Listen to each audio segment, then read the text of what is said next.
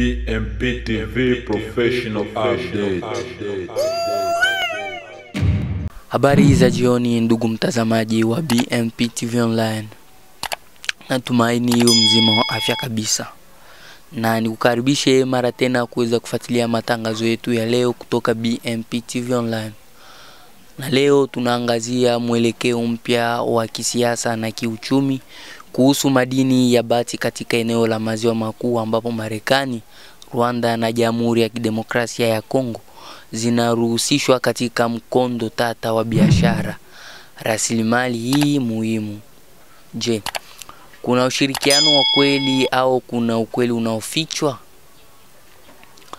Mnamo tarehe 13 Mei 2025, Marekani ilisaini barua ya nia na kampuni ya Trinity Metal ya Rwanda pamoja na kampuni ya Kimarekani ya Nathan Trotha.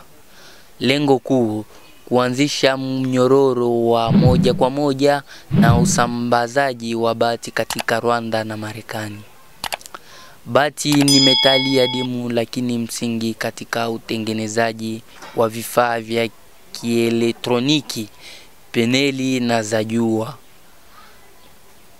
Katika zama hizi za ushindanaji mkubwa wa kiuchumi na kisiasa, hasa baina ya Marekani na China, hatua hii inaonekana kama mkakati wa Marekani kupunguza utegemezi wake kwa soko la China na badala yake kujikita katika Afrika kama chanzo mbadala cha malighafi.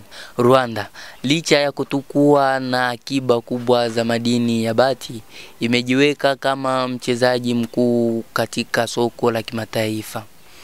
Magoli yake iko katika majimbo na Ngororero, Rutsiro, Rubavu na Muhanga. Usindikaji wa madini hayo anayonywa na Luna Smelter, mshiriki wa Trinity Metal.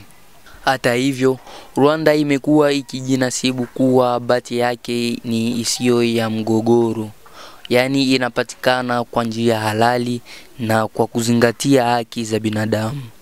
Lakini je, hayo madai yana ukweli kiasi gani?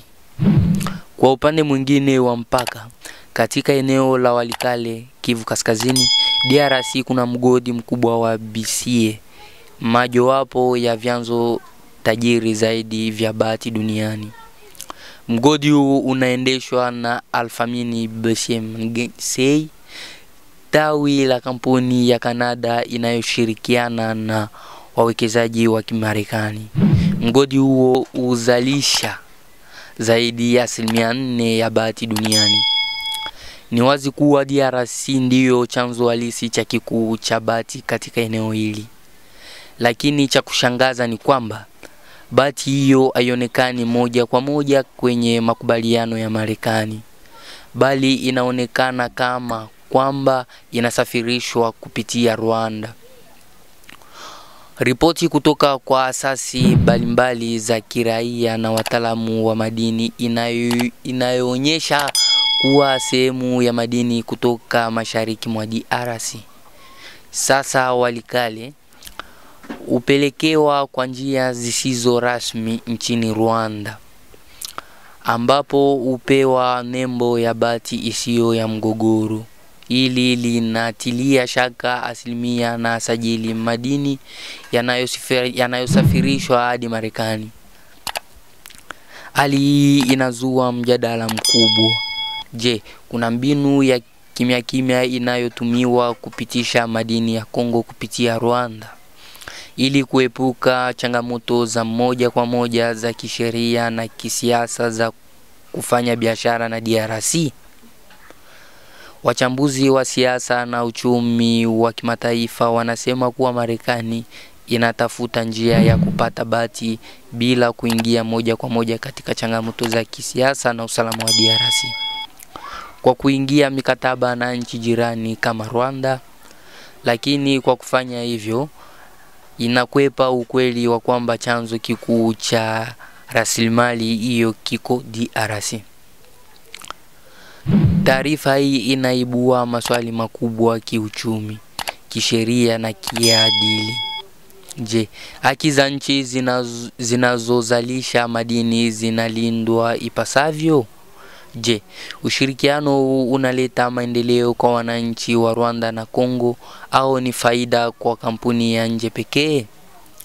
Katika dunia inayozidi kutegemea teknolojia ni shati mbadala, mapambano ya kupata metali kama bati yameingia kwenye uwanja wa diplomasia, siasa hata propaganda. Kwa sasa kinachosalia ni wito wa uwazi, ufuatiliaji na mnyororo wa thamani na madini, na kuheshimu mamlaka ya mataifa yanayotoa rasilimali hizi. Na huu ndo mwisho wa taarifa ya habari, ndugu mtazamaji wa BMP TV Online. Shukrani kwako wewe ambaye tulikuwa mwanzo hadi mwisho wa taarifa hii ya habari.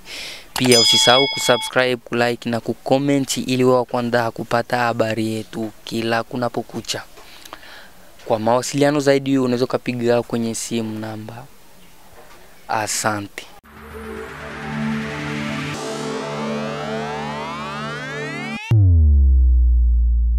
BMP TV Professional Update.